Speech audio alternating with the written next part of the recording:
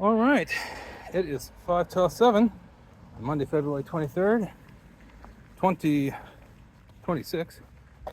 I see Bob brought his Trumpmobile to City Hall today. Veteran. He's not a veteran, but I sure saw him drive that yesterday, or last meeting. Interesting. Well, maybe he's a veteran, actually, I'm not sure.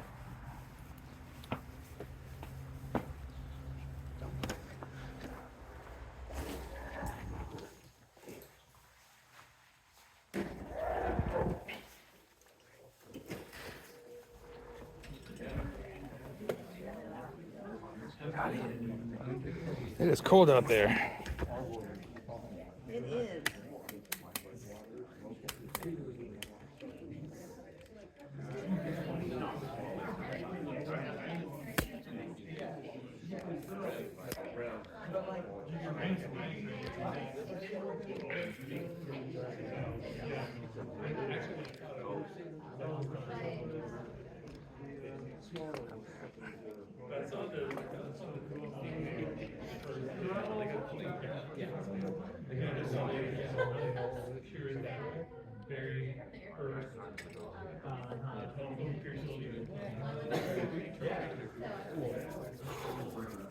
You guys want copies of the agenda?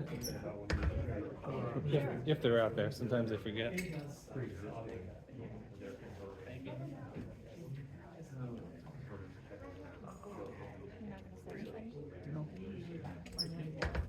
I know.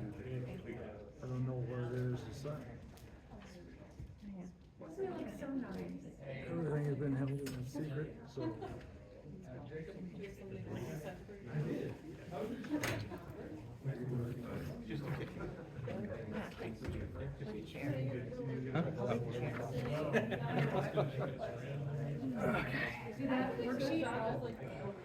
So do you have two different phone numbers? I've got 3 phone numbers. I've got 2 816s and the 913. And the 913 is kind of what I prefer these days. I started using it during the campaign. I've got one for you, but every once in a while I get a text. Like especially Yeah. I was thinking of you this morning. Oh.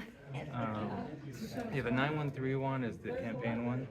It's all over the world anyway, so I'm just going to use that one. I can't get rid of it.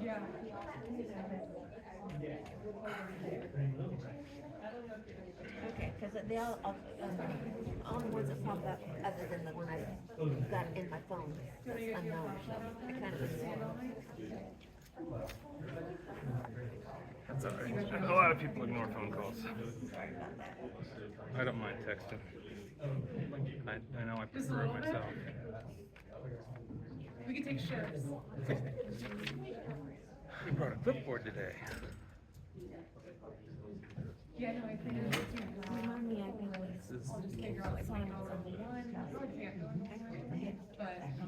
but The Attorney General determined they violated coma last year, and they just got a new complaint today. 23rd. oh, okay. I didn't even expect them to do that. I just They're racking them up. like, I'll figure it out. Oh, I didn't. They're the stewardship of Bob Pape. And they're questionably going to violate it today. I was doing a reading of the actual open meetings law, and the fact that they're moving the meeting upstairs, knowing full well it's less Because the worst case accessible scenario I added to the admin. when they have facilities down here they could use. Because if everything else makes sense to me, That is certainly a violation of the spirit and of the Charles meetings. knows how to fit, or just leave that in admin. Yeah. I think it's. Well, just bad houses is selling. But it's great to me. Yeah, It sucks. no one has. Because I don't even have any clue how much Nobody has a what? he was, like I wouldn't even. No, I think it's whatsoever. I'll spread it out. I didn't know. Yeah. Do it. Yeah. Well, He was up to quiet at the last thanks for meeting. getting on it so quick. He was up to quiet at the last meeting. Probably there was an NDA if I had to guess. Because originally I was like, well, we can go through the list. Term of his negotiation.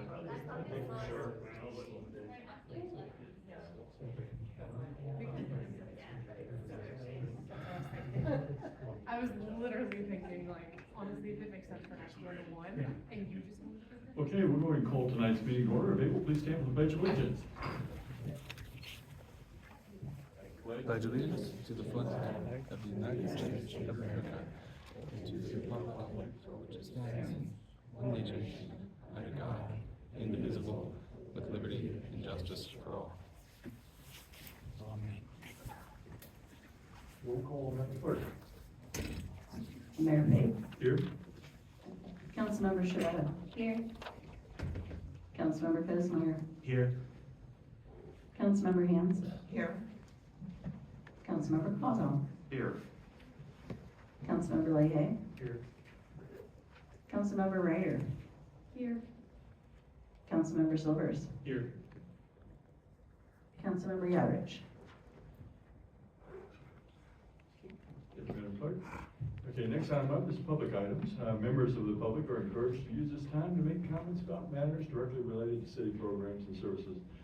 Comments related to a matter or topic on the city council agenda that is the subject of a public hearing should be provided during the scheduled public hearing and not during the public comment period.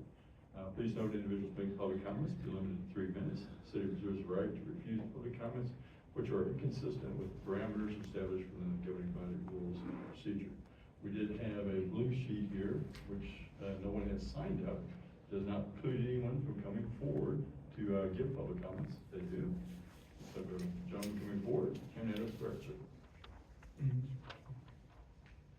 Billy Crone, 6633 Wood Street. I'd like to thank my favorite councilwoman Stacy for her advice to report 2 recent open meetings violations that occurred at the Visitors Center on the 19th of February.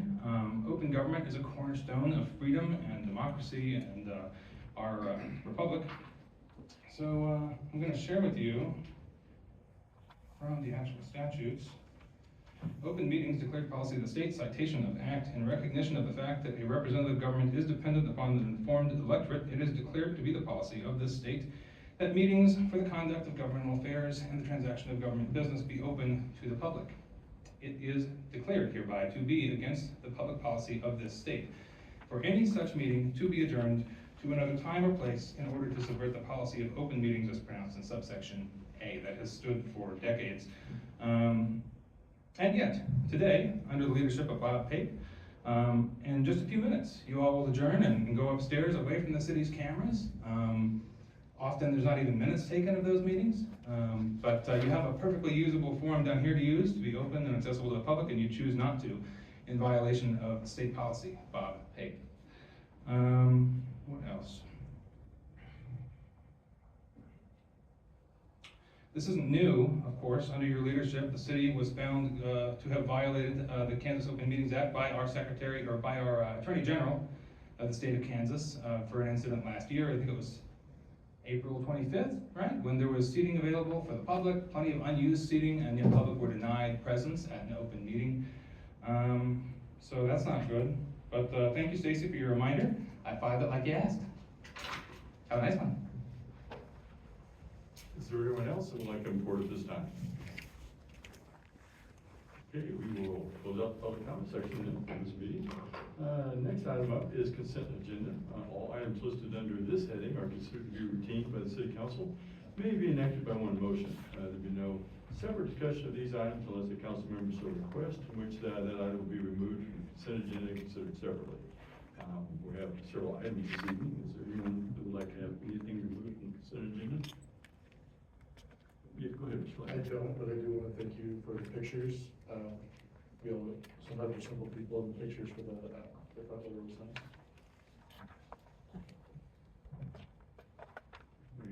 No one wants anything removed? Okay, well, I would entertain a motion. Oh, I'm sorry. Oh, Ross, I don't know, but any questions for Ross? Because he's so provided I don't have a question, but I was gonna say thank you for the picture too. I got really excited because you know us and you know we love pictures, so I really appreciate it. Thank you. And thanks for being here. Yeah, we appreciate that. Okay, so if I see nobody else having any comment, okay, I would entertain a motion. Go ahead, Ms. Hanson. Mr. Mayor, I move that the council approve consent agenda items 1 through 4. Okay, we have a motion, I have a second. Go ahead, Ms. Schmidt. Mr. Mayor, second. Madam Clerk, we have a motion and a second. Councilmember Shavetta. Aye. Councilmember Cosmeyer. Aye. Councilmember Hans, Aye. Councilmember Caldwell, Aye. Councilmember Leahy, Aye. Councilmember Ryder, Aye. Councilmember Silvers. Aye. Motion passes 7-0. Thank you, Madam Clerk. Next item up this evening is the mayor's report. I always like to talk about a little bit about things that have happened in the last 2 weeks. I'm not sure if I missed anything from council. I've got to reach out to them, but let me read through what I do know. I and a council member attended the lunch and learn with the city staff where we learned about how to do CPR from our police department. Thank you for sharing that life-saving technique. I and several council and numerous staff attended the retirement celebration for Assistant Park and Rec Director Dave Smothers, or Smo as he's known as. Smo dedicated 23 years to our city and helped our Park and Rec department to grow into what it is today. Smo always had a smile on his face and will be missed. We wish him well as he moves on to the next chapter in his life. I attended the Johnson County and Wyandotte County Mayor's meeting. It was hosted by Leeward Mayor Mark Elkins. We received a presentation on the 2026 FIBA World Cup updates. It appears that KC is further along than many other cities. It's exciting to see that we are hosting some of the best in the countries. We will have a park and ride location located right here at Merriam Town Center. I had an exit interview with Smo, who was very happy to have served our community and worked with Director Slocum and staff. He passed along some future goals we might want to consider as we continue to expand our programs. I, Mr. Engle, and Ms. Carr attended the Engle Police Department breakfast, discussion of successes during the past year ensued, as well as new programs that are being instituted. It's always great to meet our officers and show our appreciation to those who risk their lives daily to help us. Thank you, Chief McLaughlin, for allowing us the opportunity to be there. I attended a Johnson County leadership meeting of our elected officials at city and county level. The meeting was hosted by Chairman Mike Kelly. There was a presentation again by KCP for 2026. Seems to be the popular topic anymore at all the meetings. And where we stand in the region on transportation, security activities, and other things that are going on. Each city got to speak on what each city was doing individually and planning for the event. This is the biggest event that KC Metro Region's ever hosted. And it appears that we're all coming together less than 3 months away from us going down. I attended the KC Metro Mayor's Prayer Breakfast. It was hosted by Mayor Lucas at Bar Hall. There were about 30 mayors in attendance from both the Kansas and Missouri side. The guest speaker was former Chiefs and NFL player Martin Rucker II and his wife Joni Rucker. It was very inspirational, and he and his wife shared how God had worked throughout their lives. This event has been going on for 65 years and it's the longest single event in the metro area. It was started by Mayor Bart Bartle as a means for leaders to get together on both sides of the state and pray for our communities. Kudos go out to China Mission North High School, who provided our color guard activities at that event. We're down in Kansas City, Missouri. I hosted the Northeast Mayor's Luncheon at the Visitor Center. Economic and Tourism Manager Karen Crane gave us a presentation on current happenings in the history of Merriam. The other mayors were really impressed. That's the one, Karen. Thanks go out to her and the city clerk Julie Pennick for arranging and providing the food from 30 Hop. We always share at this meeting what's happening in each city and what is happening in the capital that affects us all. Councilwoman and I met with Engle to prepare tonight's agenda. I attended the presentation of Leslie Wagner Wilson at the Shining Church of the Nazarene. Unfortunately, she became ill at the event and no way to continue without her as she was transported to the hospital. Prayers go out to her for speedy recovery. As you might recall, Johnson County and NAACP President Katrina Robertson invited us to attend that event at our last council meeting. Ms. Wagner Wilson was a survivor of the Jonestown Massacre in Guyana at the hands of cult leader Jim Jones. She was 13 at the time and lost many of her family. She wrote a book on her experience called Slavery of Faith. It's important for each of us to remember our past and to prevent wrongdoings from occurring in the future. I was invited to speak at this event as they were looking for speakers. And I got to share the accomplishments of Councilmember Julius McFarland and Mayor Carter Wilkes and their importance to Merriam's history. Unfortunately, I hate to say this, but as I sat down, I realized I had not spoken about the Webb family in the case of versus the Webb family versus School District Number 9 precipitated the Brown versus Topeka and the desegregation cases that occurred, obviously, and the desegregation all over the United States. Ms. Mountain, moving past that one. That's all I had. Does any council members have anything else to say? Okay, please, Ms. Shannon. Councilmember Silvers and I were at the public art meeting. We're discussing a new RFQ for a new piece to come hopefully later this year. Sure. Okay, good. Thank you for representing us at that. Anything else? I appreciate that. Okay, well, that's the end I have with the mayor's report. Next Next item up is consider approval of the purchase of some real property. Clerk Emerson will come to the podium. Thank you, Mayor, Council. Next two items are both property acquisition items, so I will just be with you for the next two items, even though we break them up into two. First item is consider approval of the purchase of real property located at 5040 Merriam Drive. This residential property is located at the corner, the northwest corner of Merriam Drive and 51st Street. It's a home, a residential home that was constructed in 1929, currently owned by Terry and Linda Spruce. On several occasions over the last couple of years, they've reached out to Councilmember Silvers, the city clerk, myself, offering the opportunity, if the city wanted to seize upon it, to purchase that property. As you will recall, we purchased in January of this year 5030 Merriam Drive, just to the north. They were in attendance at that meeting and reached out to us on the following day, the Tuesday, to ask if we were interested. As you will recall, and we had a quick conversation about the value of owning property adjacent to other property that we already own. And at that point, we entered into negotiations with the owners and agreed to a purchase price that mirrors the Johnson County appraisal, which is $223,300.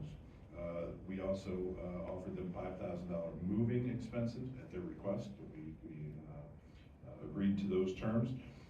Again, that is the Johnson County appraiser value. We would close on this property May 15th if the council approves the contract, and the structures would be removed shortly thereafter. We would try to remove them and the 5030 structures at the same time, just in terms of the economics of it. Staff's asking for a not to exceed amount of $232,000. That'll cover the cost of the $5,000, the purchase cost, and the cost of closing, according to Mr. Orr, who is our real estate attorney. Happy to answer any questions you may have about that. Actually, I'll go through the presentation, so I forgot I had one here. Here's the pictures of 5040. This is looking to the northwest. You can see the detached garage to the left. You can see the home is to the right. It is light blue. There is a reversion from the curb up in the upper right-hand corner. In the left, you can see just an aerial view of what's the general area. All of the purple X's are properties that the city already owns. The subject property is the one in red. Again, here are the terms of the deal that I just covered. Happy to answer any questions. As the next slide addresses. Any questions for Mr. Engle? Thank you, Julie. I see no questions concerning that. I believe we do have a motion that will be made concerning that property. Go ahead, Mr. Silvers. Mr. Mayor, I would like to move that the council approve the purchase of real property located at 5040 Merriam Drive in the amount not to exceed $232,000. We have a motion. We have a second. Mr. Lay. Mr. Mayor, I'd like to second that motion. Madam Clerk, our motion is second. Councilmember Cosmeyer. Aye. Councilmember Hands. Aye. Councilmember Caldwell. Aye. Councilmember Leahy. Aye. Councilmember Ryder. Aye. Councilmember Silvers. Aye. Councilmember Shabeta. Aye. Motion passes 7-0. Thank you, Madam Clerk. Go ahead, Mr. Engle. Yeah, thank you, Mayor. Next item on your agenda is consider approval of a contract to purchase the KC Strings properties and provide for the potential relocation of the business to another location in Merriam. I'll try to do it both of these at the same time. As you can see, your subject properties are up there. There's 4 properties, 5826, 5830, 5842, and 5844, all located on Merriam Drive in historic downtown Merriam, commonly referred to as KC Strings. They are currently owned by Anton Krupps. They are located downtown, immediately adjacent to Turkey Creek, and well within the sphere of influence of any potential flood mitigation scenarios that we would be working on, including the Upper Turkey Creek flood mitigation project. If you will remember, several years ago, in anticipation of the Upper Turkey Creek project, we had some conversations about kind of heading off or at least extending the conversations with some of our businesses by seeking appraisals early, recognizing that there were going to be some properties that clearly, well, relocation is tough on any and all businesses. There were some that just by the nature of those businesses we thought were going to be a little bit difficult. We might need to extend the timeline to work with them. So we had the Bliss Appraisal did the appraisal for KC Strings at the same time as they did Todd Baker in Baker Marble. Lots of heavy duty machinery and equipment in there. ETI next to them had servers, so we sought to get an appraisal at that point in time so we would have some time to have these conversations and see if we couldn't find some sort of workable solution in that particular area of town. So we had the appraisals in late '23, which it seems like that's such a long time ago, but we started having conversations in '24, but significant progress on those conversations didn't start until 2025. By that point in time, I think we viewed it as, at least I say, like the moons really started to align. At that point in time, the council had expressed a desire and willingness that for certain businesses, not all businesses, certain businesses within Merriam, relocation was something that we should try to pursue if it was possible, if we could find a location for them. Comes to mind, Rigdon was one of those, possibilities is another one, and at the same time, available properties that may not have been available in 2023 started to become available to where these conversations, at least with this particular property owner, really started to say these things were possible. Again, it's one thing to have a desire to leave and relocate, it's another thing to not have anywhere to go within the community. So those things started to align in 2025, and at that point in time, we really kind of dug in and had some really meaningful conversations with ownership of KC Strings, Anton, his representative Rob Richardson, as well as Mr. Orrick, and some staff members, just to kind of see what are the possibilities that we might be able to relocate a business like KC Strings within our community, which I think was important to all of us.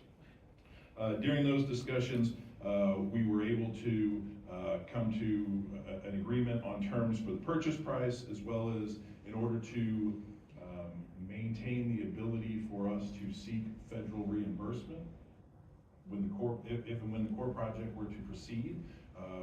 There are certain relocation and reestablishment costs that need to be included in that. I broke those down. I'm sorry, I'm going back to so you can see the subject properties here. So I said ahead of myself again. Go back to that, we'll address that. So you kind of see where we've got the 4 properties. All 4 of those properties are known as KC Strings. They are well within the floodplain, well within the sphere of influence of whatever mitigation project that we do. So that was one of the driving features that drove us to start to have conversations with those folks. Next one, please. So what we have here is what we call business deal. The business deal is a not to exceed amount of $3 million. As we said, we knew that it was going to be difficult, so there are some estimates that we had to build into this amount because we just aren't going to know, and I'll address each one of those as we go through it. So the purchase price we agreed to was $950,000, plus closing, but $950,000 gets you is the buildings. There's no warranties, it comes as is, but that is the 4 properties, 5826, 5830, 42, and 44. All 4 of those properties we will be acquiring for $950,000 plus closing. However, because we want to maintain the ability to seek reimbursement from the Corps, from the federal government, we're following the Federal Uniform Act. We did the same thing with Baker, we did the same thing with ETI, did the same thing with Rigdon, which is there's a search for new location expense of $5,000, that's a maximum amount. $33,200 is what business reestablishment federal maximum is. Again, that is the maximum amount that can be paid. We anticipate it's going to cost every bit of that because some of that work has already been done. So we are just jumping right to the maximum amount of that in terms of our offer. This is where it starts to get a little, we're estimating. We have to get some bids. We have to actually have the work be done, the moving. We are estimating it's going to be between $400,000 and $600,000. It could be as high as $700,000. We're talking about millions of dollars of inventory that we're not just throwing cinder blocks in the back of a truck. These are violins and stringed instruments that have to be taken care of at a certain level of insurability and making sure they get from point A to point B. But by the Federal Uniform Act, that is not capped. That is at actual cost. So if it costs $1, it's $1. If it costs $1 million, it's $1 million. So that is what the purchase price and the relocation by the Uniform Act gives us. Because it was important to not only the business owner, but to the city council, that we try, if we can, to incentivize KC Strings to stay in our community. The next subject there is what that incentive is. The 2 pieces of that incentive are IRBs, industrial revenue bonds, which we're all familiar with, that if The owner is to relocate in Merriam. The city would issue IRBs for sales tax exemption. We've done that. We just did that, I think, 2 meetings ago. Again, it's just a sales tax exemption, even though it's called industrial revenue bonds, it's essentially a sales tax exemption certificate that we would issue. However, what goes along with that is certain civic obligations. So when we do incentives, we ask for civic obligations of the folks back to the city. So we would require that, again, if we are to award the IRBs, that the business would be a member of the chamber, would be a member of the Downtown Merriam Partnership, would be a sponsor of one of our 2 major events, Merriam Drive Live, Turkey Creek Festival, and to make a donation to the Community Center Foundation to help folks in need access the ability to access the services we provide at the community center. So that's baked into the IRBs. In addition to that, the city is pledging, again, this is an estimate, but somewhere between $1.4 and $1.6 million towards the verifiable cost for the move. That number is gonna slide with the moving cost, which is where we come up with the not to exceed $3 million amount. So the higher that the moving is, the lower that the contribution would be to the verifiable cost of relocation. So those things move together in tandem with the not to exceed amount of $3 million. In addition, the city agrees to allow KC Strings to operate rent-free for 12 months within their current footprint. That allows them plenty of time to either wind down their operation, should they choose to do so, to reestablish their business somewhere else, we hope in Merriam. Again, we're incentivizing, but we can't make them do that. And at the conclusion of that, it gives them the opportunity to salvage whatever it is out of that facility that they want. We know that they have an iconic storefront. They'll want to likely, if they relocate, and if they relocate Merriam, we would want them to use that iconic storefront as best that they can. So they will have the ability to salvage all the materials out of it. That being said, that is the business deal for the acquisition of KC Strings. I want to thank Mr. Orrick, Rob Richardson, and Tom, who I don't think is here, but for having good debate about how we can best find a win-win situation for one of our businesses in downtown. That being said, I'm happy to answer any questions that you may have. Any questions for Mr. Engle? Okay. I have more of a point of clarification. Can we go back to the slide? The reestablishment benefits are only payable if you reestablish in Merriam. Yes, sir. Correct? Yes, sir. Thank you. Other than the $33,200, we are required to pay the $33,200 Right. wherever they Right. reestablish. But the IRBs and the rest of it is only if they are within Merriam. That's the incentive to stay in Merriam. Thank you. Yes, sir. Go ahead, Sam. And because we're buying the property as is, if they choose to stay for 12 months, they are responsible for any maintenance stuff that has to happen to those buildings. They are, and we've been very clear about it. Well, we've talked specifically about the doors. You should take those off on the Right. last day, not the first day, because we're not gonna replace them. Okay. So yes, so at the conclusion of it, we will be done with the building. We will board up whatever's left. That's what's left. But if all of a sudden the roof collapses while they're in there in that 12-month period, that's not on us. Well, it's our building. We will have to insure the building, so we will insure the building because we own it. So it would be a claim against our insurance. But in terms of if they wanna change Yeah, something improve inside, it. they wanna improve it, taxes, things like that, those are the responsibility of that. Okay. But yeah, if there's something catastrophic with the structure, that would be on us because it's our building. Go ahead, Mr. Silvers. Just to clarify for people watching here and maybe on YouTube later, you had mentioned the doors, and the reason you brought that up is Anton had shown interest in those doors and wanted to maybe move them to his new location. Yeah, we've talked on several occasions about that, about if and when he's able to move somewhere else in the community, that those doors are identified with KC Strings and that they're kind of iconic for that location. So yes, that would be our intent and his intent. Thank you for clarifying. Other questions, Mr. Engle? This one? I see no additional questions from Mr. Engle. I think we have a motion to come forward, so if someone would like to do that. Anybody over here? Go ahead, Ms. Ryder. Mr. Mayor, I move that the council approve a real estate contract with the Casey Strings for a purchase of 5826, 5830, 5842, and 5844 Merriam Drive, and the potential relocation of Casey Strings business elsewhere within the city of Merriam in the amount not to exceed $3 million plus closing costs. We have a motion, do I have a second? Go ahead, should Mr. Mayor, second. Madam Clerk, we have a motion, a second. Councilmember Hans. Aye. Councilmember Caldwell. Aye. Councilmember Lahey. Aye. Councilmember Ryder. Aye. Councilmember Silvers. Aye. Councilmember Shavetta. Aye. Councilmember Cosmeyer. Aye. Motion passes 7-0. Thank you, Madam Clerk. Okay, looks like the next item up is, already down to staff informational items. January financial update. Good evening, Mayor and Council. So for January 2026, everything is looking as would be expected. A reminder that sales tax is 2 months behind, so you'll see zeros for that. It's a little daunting, but you will see January's receipts in March's report. So just give it about a month and a half to catch up, and then I'll see those numbers. We received our first tranche, I know we like that word, of property tax, which is also reflected. We will only get 2 of those throughout the year, typically. That is all I have for the report, but I did want to give you just a brief update on transient guest tax.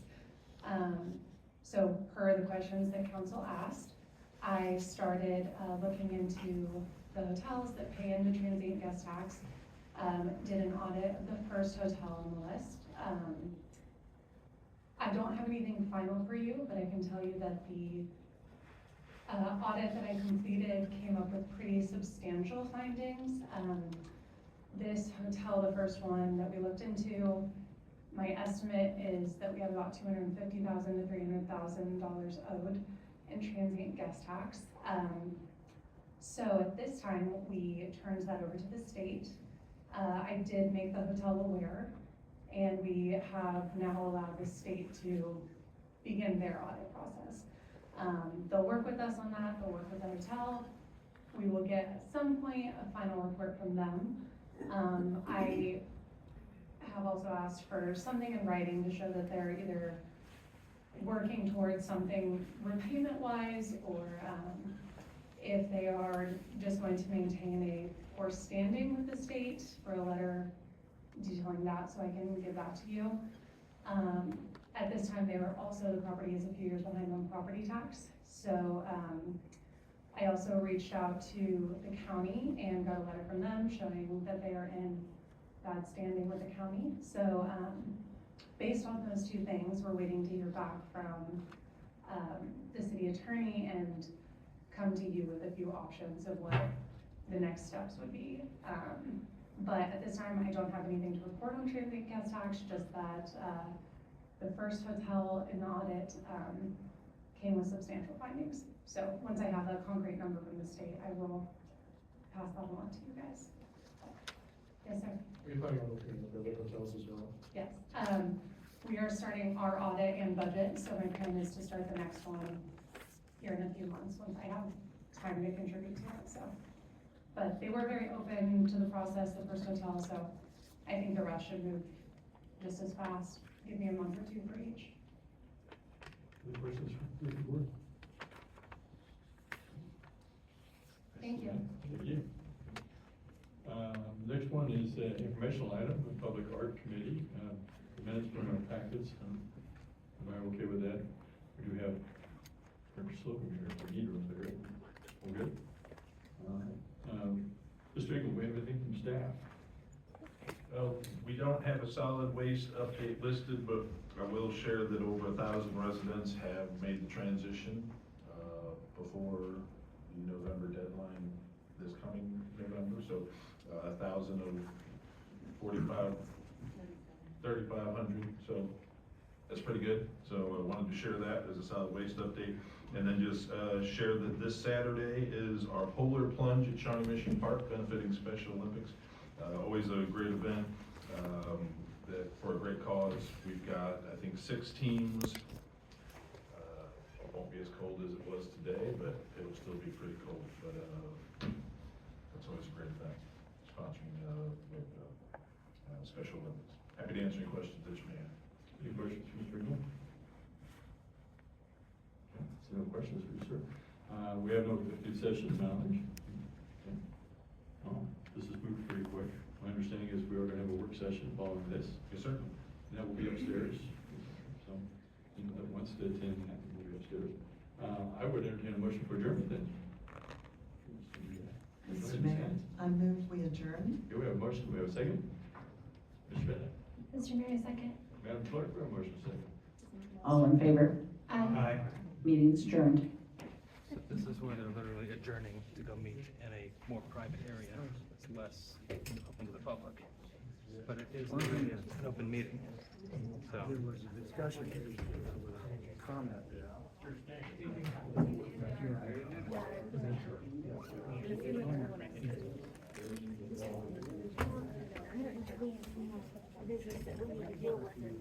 I was just gonna. The upstairs thing is where I first heard they were asking about how many apartment buildings they can fit in Merriam, in the downtown Merriam. So I want to go up there and hear if they put any more bullshit like that forward. You got it? Didn't mean to scare you. You're good. So this should hopefully get some better audio than I've had before. The thing with this is that now that everyone is out, everyone else is gonna leave. Yeah. Well, you're welcome to come.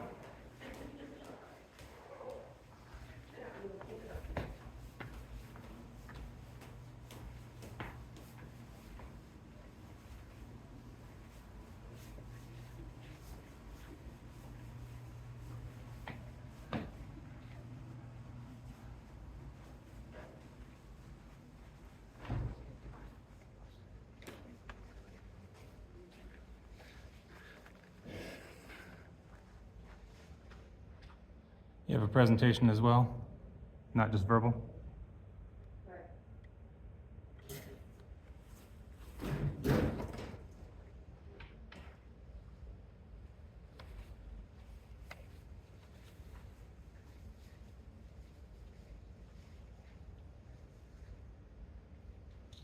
Sign over there, Billy. Says who? Says me. Okay. Record me saying. Can you cite why you think it's disorderly? Sign over there. Okay, I've heard you. The Attorney General's gonna hear you. Okay. Can you explain why that would be disorderly or interferes in any way? It's in my way. It's in your way. You've got plenty of room back there, you've got one camera right up here. Okay. I'm trying to You capture set the audio. other one up over there. I'm trying to capture. I'm not talking to you anymore about it, period. You know, I've had microphones up here before, right? I've even had cameras up here before. And that did not cause any disruption of the meeting. You were present for it, I got video of it. And you're denying that recording? All right, suit yourself.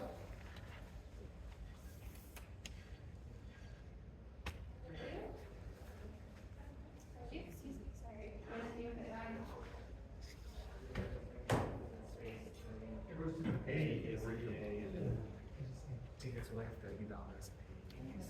Yeah, just see a little.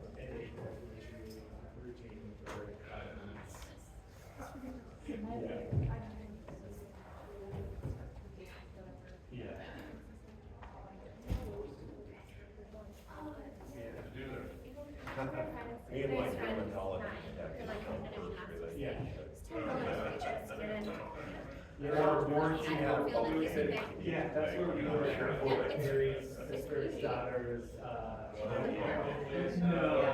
Thank you. I don't know. Yeah. Okay, yes, we were there for. 10 years ago. And then. They like to And so I was like 2 months away and. back here. I mean, They have like a. oh, okay. I know where you're going. It's weird though that you Space out. like they're outside. Yeah. They're outside. I went to like a PC chamber breakfast.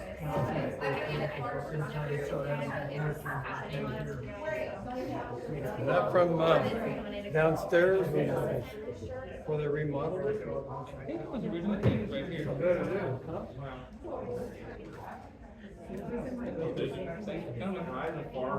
Now I kind of understand what they're doing down here. They're using the guys of, Army Corps to buy the properties. Yeah. So they already denied me the ability to have my recording device in the center of the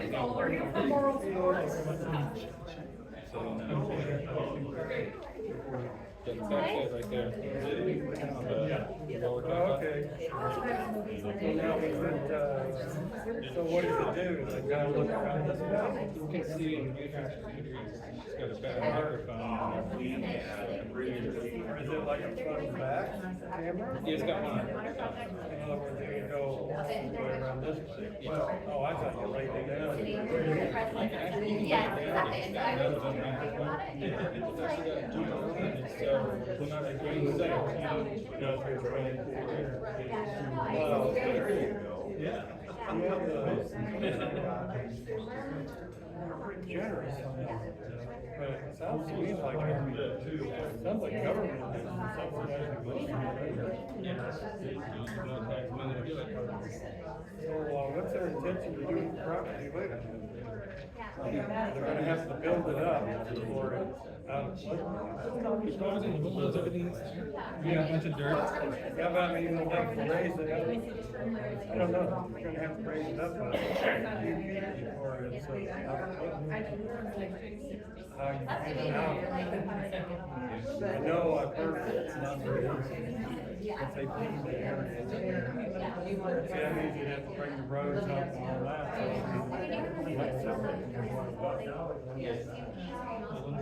No, that's not, no, I think that's the way they want it. No, that's great. So everybody's Yes. So what's the deal? All right. So tonight we're here to discuss the 2026 fiscal year council goals and objectives.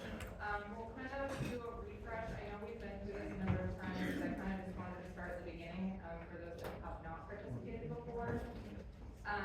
With that being said, I'm going to be a little bit selfish here and say that the communications team did revise the format of the goals and objectives.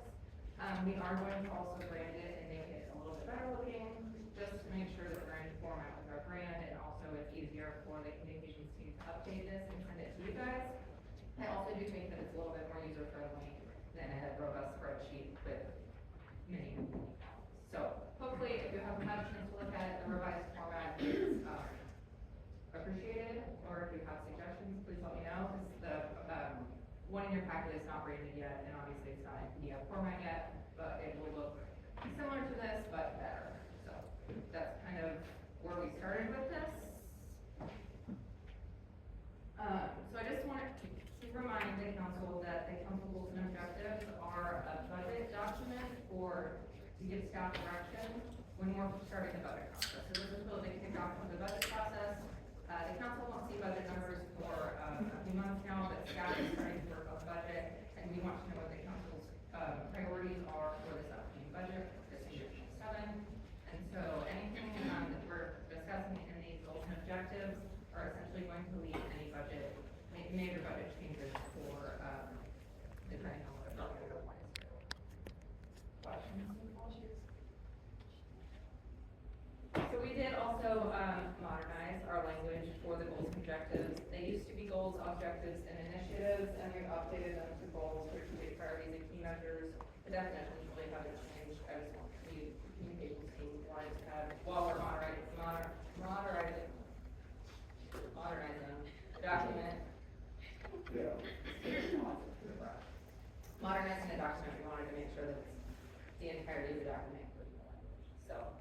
With that, you'll see a number of staff suggestion changes, kind of along that same line, just modernizing the language, and really reflecting what we're actually doing. But there are also a number of council suggestions for changes as well. That's actually why we're having this work session tonight. We normally just talk about this at a council meeting, but we traditionally haven't had significant amount of changes, at least to this level. So I don't want to speak for any of the council. I will certainly, if it's your item that you brought up, allow you to make your pitch. But we're hopeful tonight at the end of this meeting, we've provided staff enough direction to be able to come back at the March first meeting, the March 9th council meeting.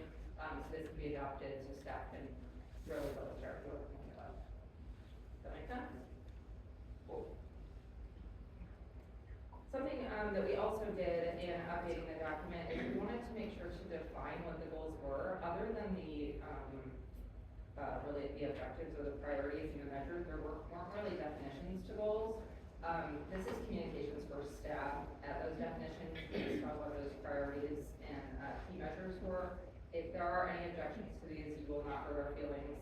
Like I said, it's literally just based on kind of the content of what was within that goal. So if you don't like words, if you don't like punctuation, like I said, you will not hurt our feelings. So please feel free to suggest if you saw any. Okie doke. So here's what we're gonna do. You have two documents in front of you. You have the new proposed document, and you also have the old school last year's approved council goals and objectives. I wanted you to be able to have reference because in the new document, like I said, some words have been changed, some things have been rearranged, so I just wanted you to have reference to last year's approved document, but we're really going to be going off of the new proposed document. So we're gonna start with council goal 1. Yes? Are these intended, with the new branding and the way we're messaging these, are these intended to be in order of priority?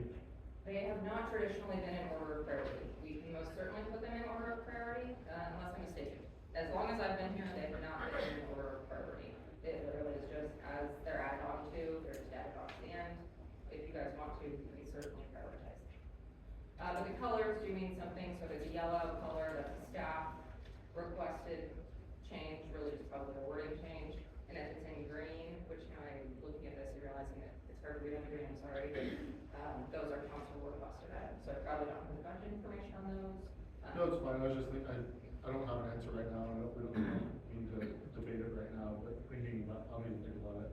If strategic priority 1 or strategic priority A, how we might make it soften it so it doesn't feel like they are ordered by preference. Yeah, are there any other thoughts on that? Asking if they should or shouldn't be prioritized? Oh, A, B, C, D. I just don't see that they are prioritized because they're so broad and.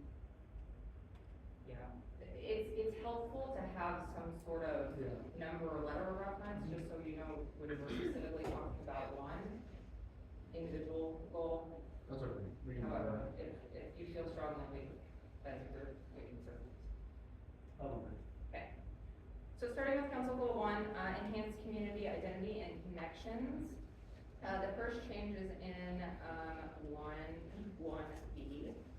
To expand meaningful resident engagement and city affairs using the community for all ages playbook, a variety of inclusive outreach and participation strategies. So the update to that was to kind of broaden it from community of all ages. While we recognize that that's a very staff request, we recognize that community for all ages is something that's very important to Merriam. There are also other MARC type programs in the area that help support community for all ages, so we didn't want to specifically just call out community for all ages, which kind of like it. So we have this other supporting programs. This council would feel this change. Okay. The next one is 1.3D. Consider sustainability and high design standards across city facilities, office practices, fleet operations, and construction or repair projects. This is an expansion on an existing goal that was requested by, I believe, Councilmember Hands to include fleet and office practices. Which, in my mind, we're already doing and agreeing to those meetings, hear updates on those sides. I strongly recommend that we also include consider sustainable, resilient, and high design standards. Sustainability is regularly being phased out as nomenclature, and resiliency is being used more commonly now. Resiliency means a lot more things. Is a lot less susceptible to misconstrue. Everyone good with that? Okay. Is that fair? So it's your request. Yes, I said yes. I thought so, guys. Okay. I didn't yell. The next, Affirmative. a very loud affirmative. Goodness. The next one is council number 1-4B, advanced council consideration of a long-term public art funding framework, including review of a percent for art policy and continued support for community-based public art. This is a rewording of a current goal. I believe Councilmember Shibata mentioned this.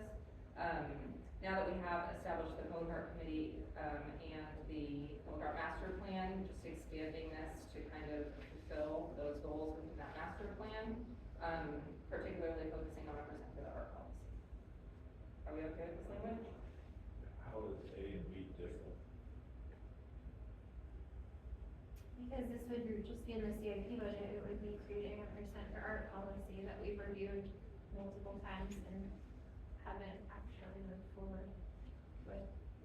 So in addition, so we would put money in the 5-year CIP and there will also be. Or percent for if, if future councils decide not to fund it in the CIP, there would be a percent Still for a art. 4% It'd be a legacy funding, right? Like it would be, if we need to scale back in our CIP, it would be just a way to have some funding for public art. And it, might not be large projects, but just a sustainability, since we have, in a different term of sustainability, but of the program, since we have the public, or the master plan. Which is my thought. And that's something we identified in the master plan also. Everybody good with this? Yeah, it's really already. Yeah, it's It just kind of is. It's rewording, rewording. it's making it a little stronger, Okay. in my opinion. Yep. Yes. Okay. The next one is 1-5. This is a completely new request. This actually came from Councilmember Yaldrick. She's unfortunately not here. But explore municipal partnership opportunities, including a potential sister city relationship that supports community identity, cross-cultural education, economic opportunities, and city-to-city problem solving. How do we feel about that? I just have one question, because sometimes sister cities aren't even in the same country as you. Do we know? Right, so do we know, for instance, This is not an important thing at all. Not that I would just trounce it, but it's not an. I wanna know how we identify that and who runs with it. And if that's community, or if it's staff, or if it's council, and like who is gonna own it? In other communities, that I've worked in, it is, a council appointed committee that essentially runs the program. I don't know how they became established, I don't know how the cities were identified, I don't know. I'm very unsure of the backstory, but it's also funded through the city, through that. Not that that's how we would do it, that's just. It needs a champion. I mean, it has to have a champion, preferably that's outside of staff and council, because staff and council are transient in nature. Sister city relationships should be forever, right? I mean, so if the champion is a council member and they're gone in 2-4 years, who champions it if you give it to staff? The staff, the champion is, because it's, in my experience, it's grassroots, right? There should be a well, spring from the ground up people that get paid this. So we just need to be conscious of that. So the other communities that I know about that have it, Prairie Village and Shawnee, I believe when that's. are they still active? Shawnee's is very active. I know they did a contribution to the Yeah, Ukraine city. that's about the nature of the relationship, right? Just write checks. I was gonna ask what the mutual benefit was. I think it takes a lot of work. Visiting. Yeah, I think it would require a lot of work from staff or council, whoever was in charge of this, to keep it going and make it fruitful.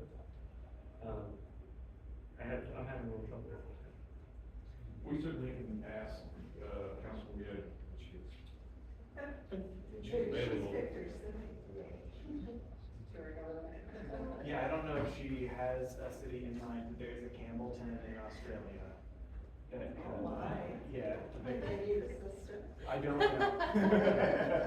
So the process to do it is usually go to Sister Cities International, they have an annual conference, you can get on there, and there's actually United States cities that are seeking, and then international cities that are seeking. If you go and look at the international cities that are seeking somewhere, Australia as a country is not looking for Sister Cities anywhere. And that doesn't mean that you can't reach out to them, because I think that'd be a great idea. I think that'd be fantastic, but usually there's like an application process. So if you go to the Sister Cities International page, you can look on there, but I mean, you should go on there and look at the cities that are looking for Sister Cities, decide if there's anybody that's on that list. I will also I'll say, leave it at that. traditionally, a sister city to, a community in America has some sort of relation. Like I said, I've only done this one time, but you can trace all three of Shawnee's sister cities back to Shawnee's heritage, very directly. And those are the relations that are kept out, and probably, to be honest, even the same families that consider that. I agree with it, sorry. What's the benefit of having the sister city? International relationships, community building. In my experience, most of what the benefit is to the city that is reaching out to the United States is to make business contacts, to make, to help in Prairie Village, Ukraine was reaching out for help with democracy, right? They had the Orange Revolution, and they were coming out of Soviet rule, and they wanted help just with democracy. How do we make all this work? But they're also looking for some sort of tangible investment opportunities and things like that. So, well, there is the kind of altruistic and the friendly and those type of things. Quite often, the folks that are on the non-United States side are looking for something really tangible. And that's not to say we don't have whatever it is they may be looking for, but we may not be able to scope and scale to provide some of the things they're looking for. But we certainly research those things. But, we're just a little 4.5 square miles carved out of Kansas. We don't have a lot of industry. And I'm not sure, to be honest with you, depending on the location, if we were to select one, that outside of perhaps staff and or council, who we assume the city would pay for, that our residents, who would really be the people who would want to make, available to those travelers, would be able to afford to go to London. A lot of the countries out of like Africa, that. So, we can certainly visit with Councilman Jeff, when she gets back, and ask for recommendations. I do think there's value to it. I think it would have been nice to have a sister city for the World Cup, but I also think, obviously, nobody wants to jump to just grab a sister city off the list tomorrow. Well, it's even beyond that, you don't just grab Yeah, all the list. I know, but There's it's a like- recording period. I mean, if we were to pursue this, I think there would be, there'd be a period of time to vet and make sure we found the right partnership. But I agree with the way it's written, that, there are benefits to it. I just think we just need to make sure we take our time to explore and choose the right partnership. I don't know the financial commitment for something. Okay, so from a budgetary standpoint, send somebody to the Sister City International Conference? Because that is part of the process. Look at you, you're the one, Yeah. you're the only one not. I mean, you're the only one that expressed interest. I mean, if it's just me and Whitney, then. No, I like the idea of it, and you could have, like an international pen house through the, community center or Parks and Rec or something like that, or. Yeah, I think I just need to, want to understand, what the relationship is, Yeah, I right? haven't Like, figured what it is out. it? Again, I feel like we're 11,000 people. My It'd take be on this. cool. Yeah, I mean, it's a great idea for big cities. I don't know if we're large enough to benefit from it. I don't know a whole lot about it. I haven't been involved. I haven't did any research in the other cities that have see what this kind of benefit there are. How about we scratch this and we just report back, we'll put on our to-do list to report back on the item. And say, this is kind of what it takes, this would be the process that people follow. Which might be, We can always modify our goals, and we can always stick something in the budget whenever. Yeah, and that might be meeting the goal, right? Because the goal is explore, right? And so this year maybe exploring is figuring out what it takes. So scratch it or don't scratch it? Scratch it, scratch it. If there's more scratch it, then, well, we will report back. Yeah, we'll put it on our We will list. do the research and report back. Not this list, or different list. All right, any more, questions or conversation about Council Goal 1? Moving right along. All right, Council Goal 2, provide exceptional service delivery. The first change requested is 2.2, recruit and retain a high-performing workforce through inclusive recruitment practices that expand applicant diversity and reflect the needs of the community. Both measure A and B were updated. Actually, B might have been added. Fund competitive compensation, professional development while strengthening recruitment, outreach, and workforce skills to better serve Merriam's diverse community, and evaluate workforce skills and language capacities to support effective service delivery to all residents. This was requested by Councilmember Hance. Would you like to elaborate? I don't know that it needs any elaboration. You made my words sound much better than they were when I turned it in. What would you like us to put in the budget? If there is additional cost to additional recruiting, that's what I think needs to be. What do we do to pay for professional development opportunities for staff? Is it a case by case? Is it? There's a big pool of money that I force on everybody's budget makes spend. We also have a, language stipend, that somebody's, improved with their, bilingual. Speak multiple languages. Right, and so like. Is it similarly? Yeah, Oh, it's me, I'm just like. It's like a sixth grade test, yeah. But it, I mean, it is a new sixth grade test, you know, we give you a stipend. And what I said was, I want to make sure that we're not just focusing on the Spanish language, which we're all expecting to do there in class. We don't live in this space. I know you don't. You can, I know you you don't. can speak Mandarin, we don't care. Recruiting. That I know of. Do you have anybody that has sign language? Sign language? No. Do you have anybody? Once upon a time, I think that's everyone's common language. We do not. So if we need ESL support, what do we do? We have an interpreter program. Yeah. Okay, are we good with these changes? Cool.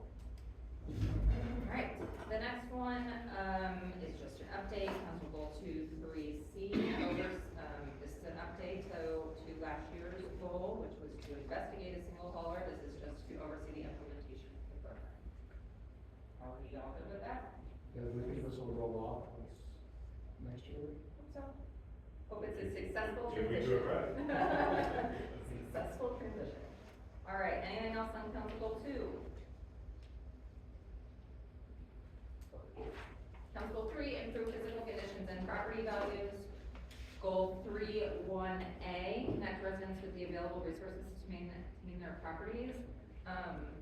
If you read your packet, this is, in the last version, this was the only goal that specifically called out a singular position. We believe that there's lots of positions that can connect residents with available resources, maintain their properties, so we literally just eliminated the one position called out. Are we good with that? Alright, Council Goal 3, A, B, and C. Continue to increase our urban forest throughout the city and expand resident education on tree health and invasive species management to support a resilient urban forest. Evaluate wildlife management strategies, including regional coordination to address impacts on neighborhoods and public spaces, and promote pollinator-friendly landscaping and practices to support biodiversity and environmental health. I believe these were Councilmember Peanut's reviews and requests. And again, Oh, made it sound. sorry. Yeah, I would say that the bottom, I didn't. That was think my the goal. wildlife. Yeah. After last meeting, yes. Yeah. Because we saw people planting calorie, trees and all that So, but it's an education process. Okay, I guess questions that I have regarding the budget, we do have our tree grant program. It's been relatively successful. We did, as we heard last meetings ago, we did expand that to a second tree allocated and or backyard tree. So hopefully we can get a lot more participation at that. We're also utilizing that service to plant trees in public spaces, so more at parks and stuff like that. How many trees did we give away to the public last year out of our budget? Well, I mean, 80%? 65. 100. Oh, I'm sorry, 165. Okay, so it was about the full budget we went through. It was pretty close, yeah. That's great. I do have a question on C. Okay. So, to have native pollinator-friendly plants, sometimes they look like weeds. And, so are we going to, will this affect our codes at all? So if people choose like to do their backyard as native plants, they won't get, code violations for height? Yeah, so that's, I'm glad you asked that. After our conversation regarding beekeeping, Intern Zach has been looking into pollinator programs that the city can support. We don't know exactly what that's gonna look like yet. It could possibly be a grant, similar to the ones that we already do. We just don't know yet, but that will look forward to all of our activation once it's done with that project. Which would include implications to existing. Yeah, I think they have to kind of go in and we set Yeah, but I think- people up. I think our code has an out if it's wildflowers. Really, it's like, you can't let your grass go all over. Right, but some of those native plants aren't necessarily flowering plants, they just look like weeds. We'll make sure that that's Yeah, addressed. I mean, that's not going to, regardless of what our codes say, that doesn't keep the neighbors. You just need to be aware of that. You're gonna hear about it. That's part of an education program too, and kind of like a trees, or, I don't know what that looks like, but, you know, that's No, I think communication. there's a great opportunity, especially with some of the properties that we have right now that we don't have any short-term plans for. About planting some wildflowers in some of those spots to reduce mowing. It goes back to education to make sure that people understand it's not just on this growth and that it is intentional. And I think there's a lot of design rules that We we don't really have educate in there. I mean, we could expand resident education on trees, but we don't have it in other things. So, we want to touch educate. Good with that? Yeah. Thank you. I do want to touch on B just a second. If there are specific directions you need for us during the budget, that would be an appropriate level. Yeah, did you, somebody emailed that forwarded you from J Security, so I don't know, I need to review that, I guess, a little bit more, but my understanding is that we could potentially partner with a real park and create a position within JCPRD to help with wildlife management and help with best practices, if that's the will of the council and the budget and all of those things. So that's just some research that I started. Jerry's been talking to me about this for a long time, and it's not just Jerry, it's kind of everyone in our neighborhood and at our school, because we're in that. your name. I know, but like I'm just, personally, I'm hearing from my neighborhood because, you know, we have the large lots and we're kind of in that weird spot of the city that has a lot of highways and roads and still a lot of big lots. So, I mean, I had 13 deer in my backyard 2 weeks ago and a 13th buck. So it's just wild. Unintended. So that's kind of where my head was to just kind of even just research what that, I mean, it might not happen, you know, I don't think it'll happen right away, but like research what that could be. Yeah, and without knowing too much about it, we could even just, it might not even have a budgetary effect, if Johnson County already does education programming, all we need to do is promote it. Yeah, from the email that I received from GC Parity, it sounded like there is some education, but to do like a specific like management program is really wanted. If there are too many deer, like to do a count and like, you know, in his email he said, you know, I think residents think that this number is too many, but the realization might be that we can totally support that many deer with our, well, our, you know, our space right now. So So it was just kind of an education, partially education, but then like, that's a lot for staff to like, and you guys don't, you know, specialize in deer management. So, you know, like, just thinking about the fact that GCP already has that, they do that in China Mission Park already, they have coordinated hunting programs. Not saying that that's something we would do in our neighborhoods, but just kind of all the research I've been doing.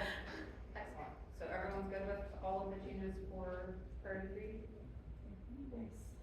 All right, priority 4, the changes were, to measure A, create and maintain a well-connected transportation network that includes efforts related to walkability, bikeability, and providing safe access east-west across I-35 and north-south along Antioch Road. This was just an expansion of last year's goal to add Antioch Road. I'm assuming you'd like some sort of study done for that? Yes, thank you for this, yeah, I put it in my email, but yeah, I mean, it's identified in our walkability, bikeability, Merriam Connected, whatever it's called, Merriam Connected plan about bikeability and walkability. It calls for a study along Antioch. But I also think we could work with Overland Park on that and connecting to them and use some of their resources and some of their dollars too. Cause it could extend all the way down to like connecting over to Santa Fe to downtown Overland Park or something like that. And also, I have to say this, you know, we have residents that are very interested in having a bridge over China Ocean Parkway at Antioch, and so, you know, that's just something that I plug every time I can. Got it. Okay. Stacey, what do you think about including Johnson Drive as well? Considering a lot of our schools are split. Yeah, so that's, you're jumping ahead a little bit. Cause that's something else that's down there on the, No, you guys do mention schools specifically. yeah. So, D is improve pedestrian safety in our schools and along major corridors through targeted infrastructure improvements and regional coordination.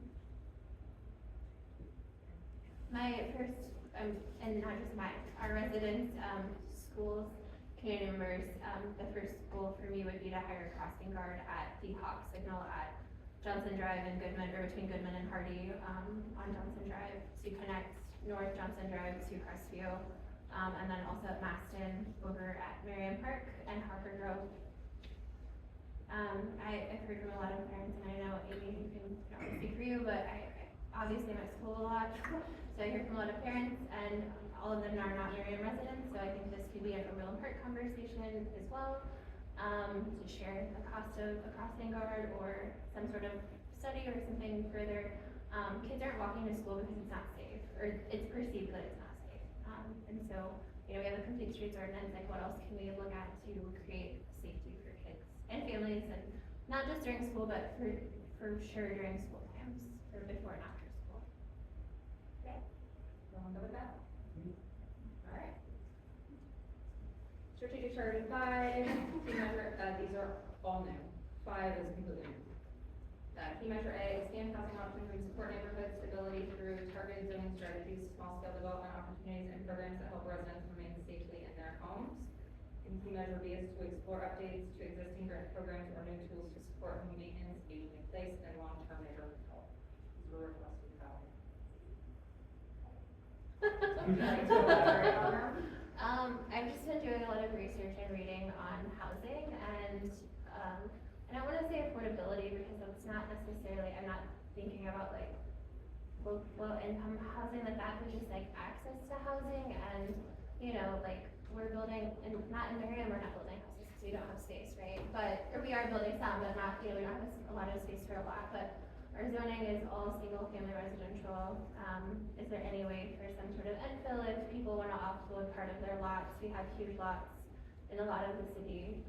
I don't know, it's all just kind of research driven, and like, I don't know that I have the answers or that any of this would actually make sense, but just thinking about how we can improve, you know, we're still one of the more affordable suburbs in Johnson County and Kansas City.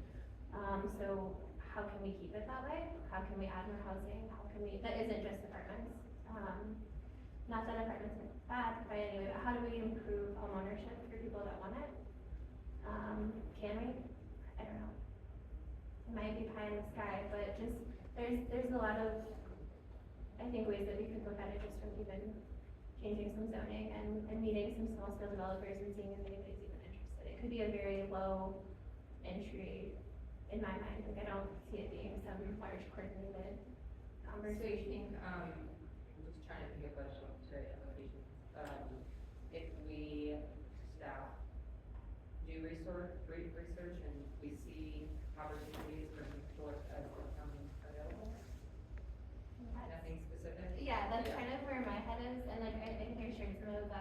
stuff with you that I found in my research through Strong Towns, which is an organization, nonprofit, I've just been really impressed with the like thoughtfulness of it, because it comes from more of like a policy, city-driven approach, not just wealthy developers. And so I just thought that was an interesting approach. Happy to share any of that with everyone too, or talk about it more. And I could be completely off base here, guys. Like I don't just, please jump in.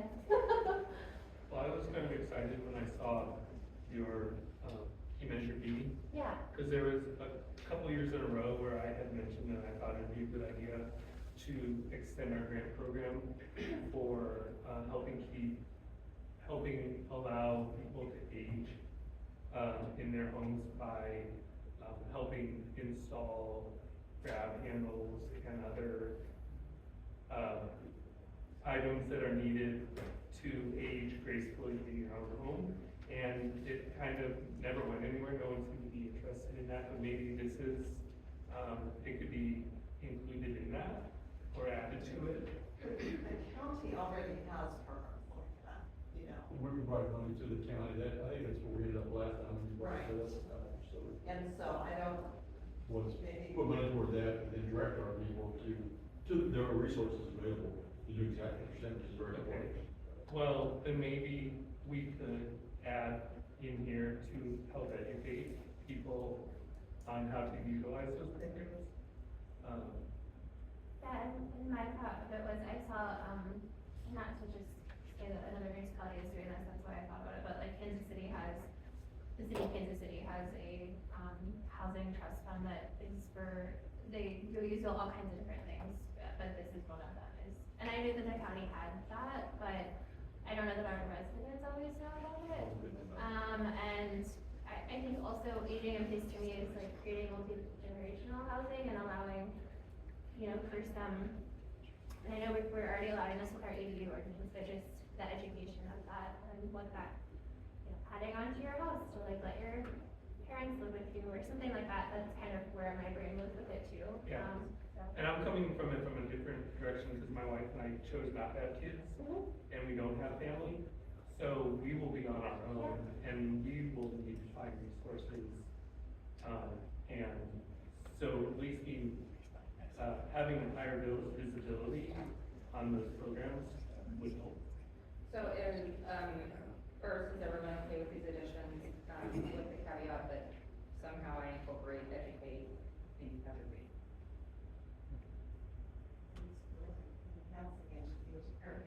Communication. Yeah. Good? Yep. All right, anything else on comfortable three? All right, last one, easy one. The only change on comfortable four, maintaining economic vitality, is an update to the language on strategic priority 3, measure A, evaluate flood mitigation strategies, including the Upper Creek project in coordination with the downtown master planning process. So it's just an existing goal, but we updated language.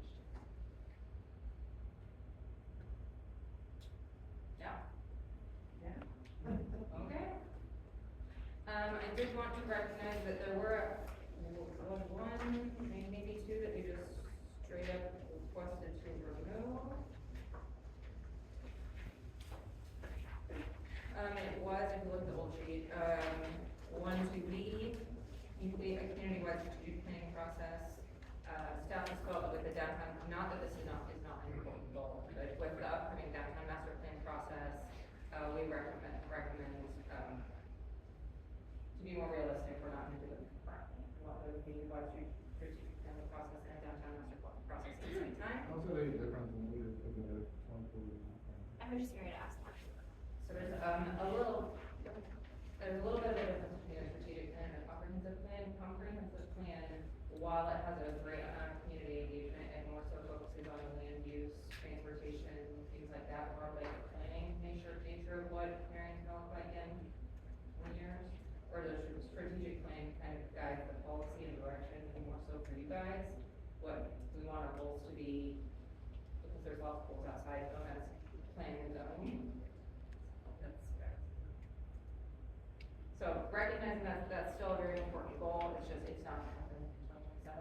So, as that goal is filling while we're doing a downtown master plan process.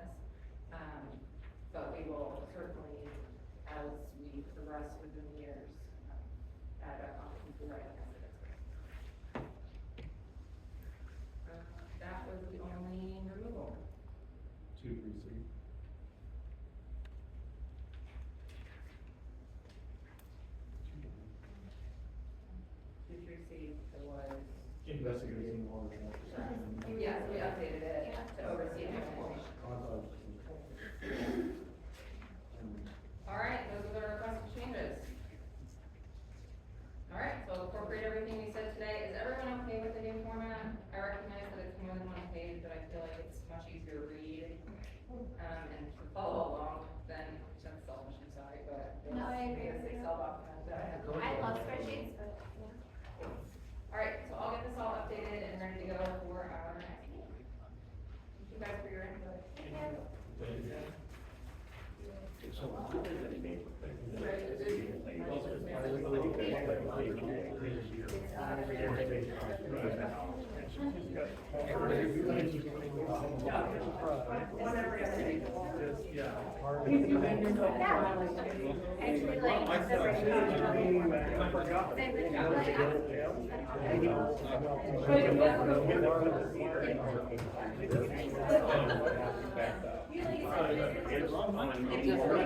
Inside the square there?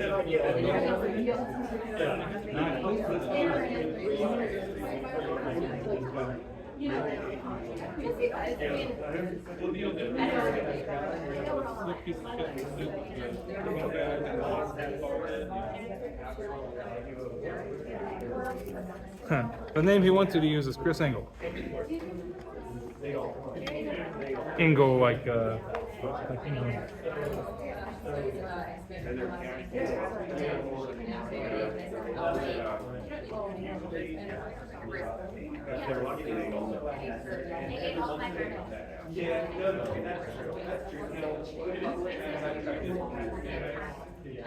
Jerry has an internet, and he has and it's a lot of native, like, it's not a native or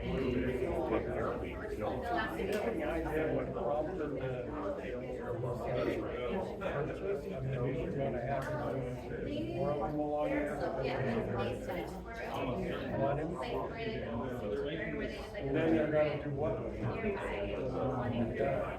Take the property and put it next door. Raise the level up.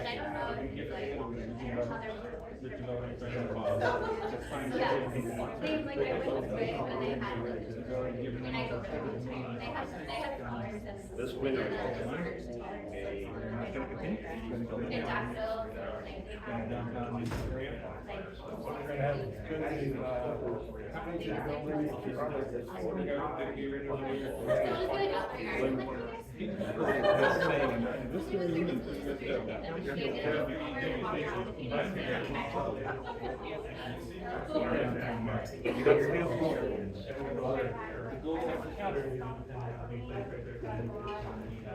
Bob, I had a lot of trouble hearing from back here, and I mentioned to you that before. Yeah, I might invest in a hearing aid, Billy, so I can say, maybe a hearing aid or something, I don't know. I don't have any trouble hearing.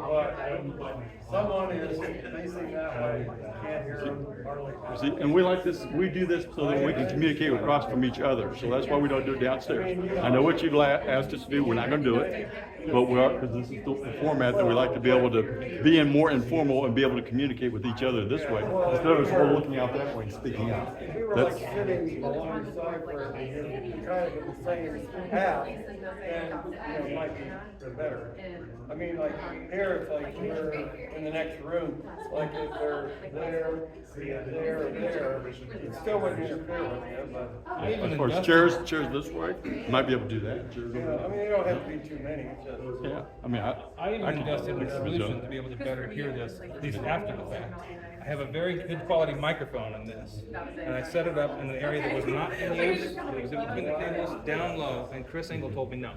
Do you support that? To say no, I can't have a recording device? You have a recording device. No, That's what it is. in a location that you But- hear. Yeah, In we a have- location. I would say contact Mr. Engle about where you can put stuff and where you can't put stuff. Okay. That's up to him, it's not. It's actually not. Under statute, it can only be prohibited if it interferes with the order of the meeting, the orderliness of the meeting.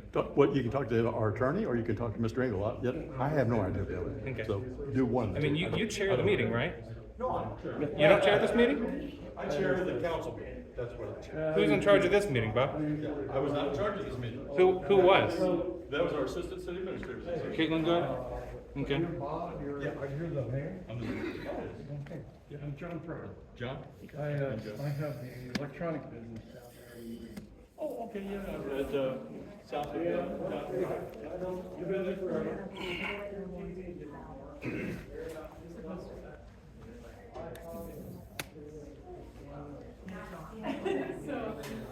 Been doing that for 50 years now. Yeah, I know you've been doing it forever. I was a retired fire marshal, Marshall, you do inspections. Yeah. For years.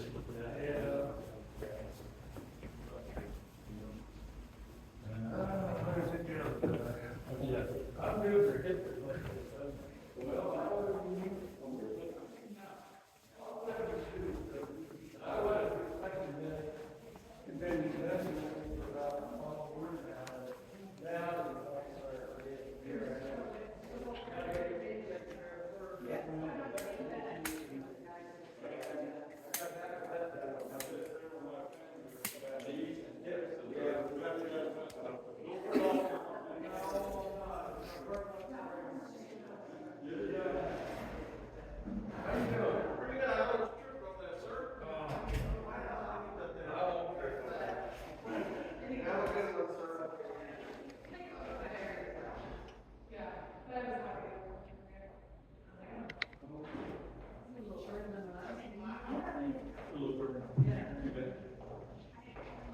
I don't have to eat it till I clock. I'm so glad I forget to eat before the meetings. If he hasn't already run off, I'll be happy to talk to him. Well, you can talk to him when he comes in.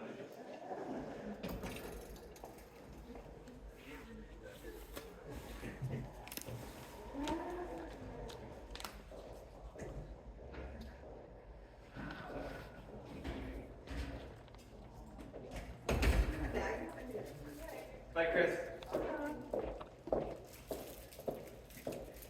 Have a nice night.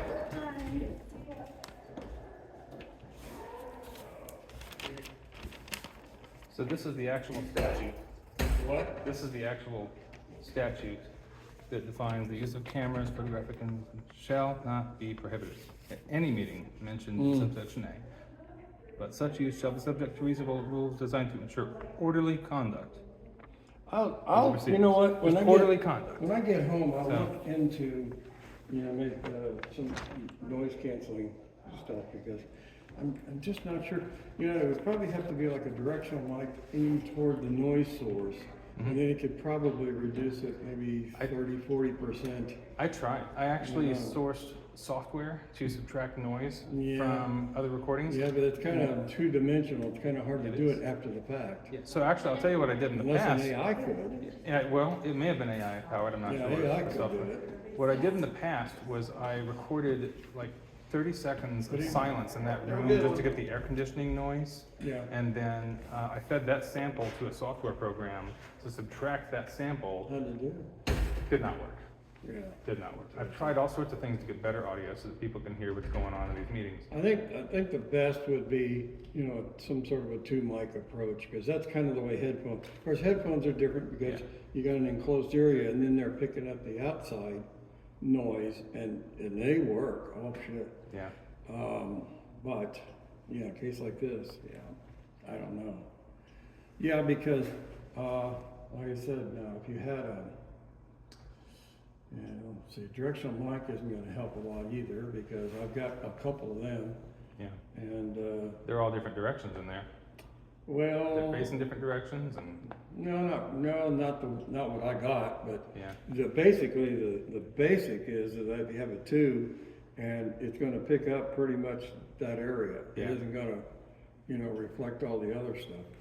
But I've even tried using acoustic foam above the microphone to try to block, so like between the microphone and the air conditioning vent, because that's where that sound's coming I from. don't know if that helped much, but It helped very little, but it's very cumbersome. yeah, and the foam bulky. is really more important when you got wind or something like that. Yeah.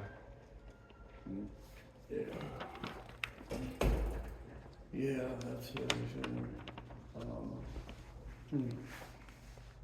yeah, I might talk to a buddy of mine too. Yeah. The problem is every time I ask him a question, it's like hour later, we've already talked about everything, but anyway. Well, thanks for coming, man. Some solutions. Yeah, it's, I don't think there's a lack of technical solutions. I It used think, to go to 9 o'clock. I think the admin specifically doesn't want us to be able to record effectively. Oh, of course, Bob, you could see, was kind of a little grouchy there. Yeah. But anyway. And, You can use Chris. microphones, you can't use camera. Okay, I can use a microphone? The microphones that you had before, not the This- microphone this- connected to this the has camera. microphone in I don't it, give- and I I'm don't using care. it. Don't care. You Use can it bring for- the microphone, which I know you own. Uh-huh. You can use a microphone up there on the table. Why is that? As you have in the past. I've used the Have a camera on good the evening, table. Billy. Get out of my building. Hey, this is not your building, let's be clear, this is the public's building. Beat it. You beat it, sir. What a way to talk to the public. Are you okay with that, Bob? My name's Chris. You just heard him say that. Push his buttons, you push everybody's buttons. I've So, been nothing but please- polite tonight, and you know it. Yeah, thank you, sir. Yeah, if you picked on me again, but hey, it's your prerogative, your First Amendment right, Billy. Picked on you? Do whatever you want, do whatever you want to do. Bob. It's not very kind. It's also not very kind to Very kind, be Billy. driving around with the Trump bumper sticker after you get the support of the Democrats. Yourself in the mirror. Say, you And very kind. did your Democrat supporters approve of the Trump bumper sticker, Bob? No comment?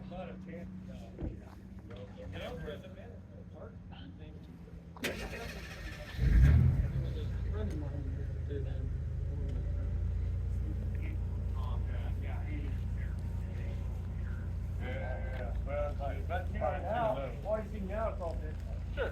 Well, and they make things cheaper if you go buy a new one. Got it. Yeah, which is Yeah, doggone and shame. well, and even get on camera and stuff, they'll do recording. Actually, now, they do Zoom and everything else, and autograph it, so. They got the megapixels and all that stuff on it, but, you know. Jitter and everything else. I still got old family videos, man. I gotta figure out my VCR doesn't work, so might have to come see you. Well, yeah, let me know if that comes over. I've got some parts on some of those, but I'll tell you what, believe it or not, the ones that I do the most of are the most popular, you know, on Magnavox, for when you know those I things. got old Sony too. I got some of the Toshiba's and all those, all these are Funai. Yeah. And Funai is a Korean company, and I'll tell you what, the only problems I've ever had with them are mode switches and the center infrared sensors. Okay. I have about 40 of those sensors, right? And the switches just need cleaned, but you gotta tear them all apart to get to it. And they cause anything from injecting the tape, the heating tape, hanging it up, you know, it's all the same problem. And, and the problem is that they've even made, they make some Toshiba, and the other good ones are, and you said you want a Sony. Yeah. It depends on which one, you Yeah. know, because a lot of the Sonys were made by Samsung. Oh, yeah? And the last ones were, the last ones, and I think maybe the last 2 years, Yeah. because when they first went to VHS, they were using, I can't remember which brand, it was either, it was a funky Korean name, I hated them. And because they had like 5 belts in there, well, 5 Sony belts are like 5 times the price of it was either Datron or Cheaper. Daewoo. Oh, yeah, you know, I think Datron, I think I've seen those. And Yeah. Datron, yeah, they had. I've been looking online to find one, just because I gotta come up with a VCR that works, but if I can get mine repaired. Yeah, either bring it down or I'm crowded as hell right now. I'm trying to. Well, I've been get hanging some on to these stuff. tapes for years, man. It's just old stuff from when I was in the Marine Corps. Yeah, you don't wanna. That far back? So, it's like 35-year-old. Yeah, I guess those aren't as bad as if you had, you know. Betamax. 8 tracks and they had. 8 tracks Well, you know of what, I'll tell you Betamax. what the biggest problem with Beta was, that they had a special, you had to align its ability to lock on the tape. In other words, you can say play back a tape on the machine, you know, it's fine, but it's a line or something, it's not locked. And it can cause it to, it won't allow it to perform, when you record on it, it will not play back on it. And, VHS didn't do it. So they eliminated that problem. But, like I said, the thing about the Sony was, the guy that passed away, failed to get his microphone. Okay. That's where all of it was on, my paper, you know, long. Now I'm trying to,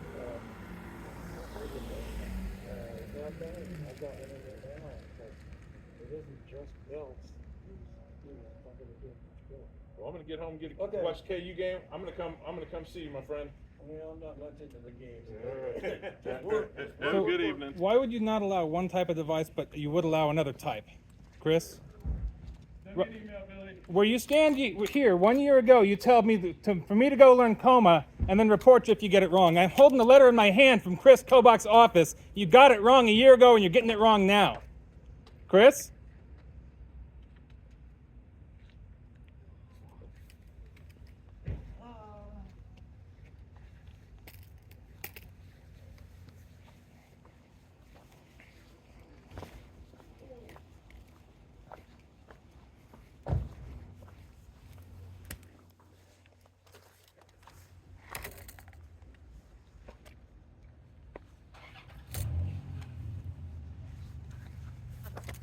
All right.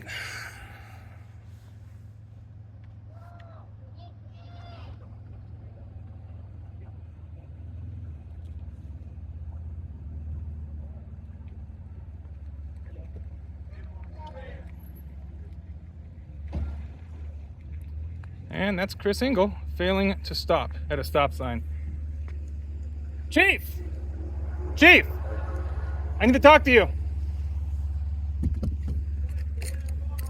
I know, but I just witnessed the law get violated. I know you don't like that. And I'm not talking about coma.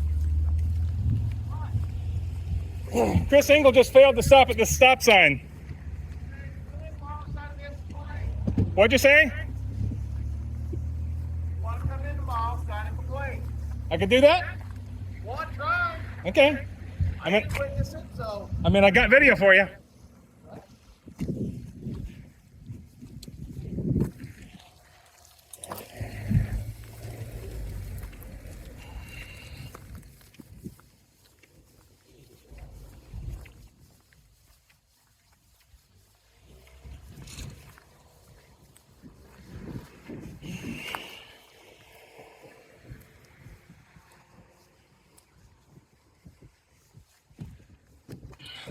Okay, well, that was a city council meeting. You know, at no point was I nasty or snippy, but, well, the law is the law. It matters. Open meetings matter. God bless this city, and I'll see you around Merriam.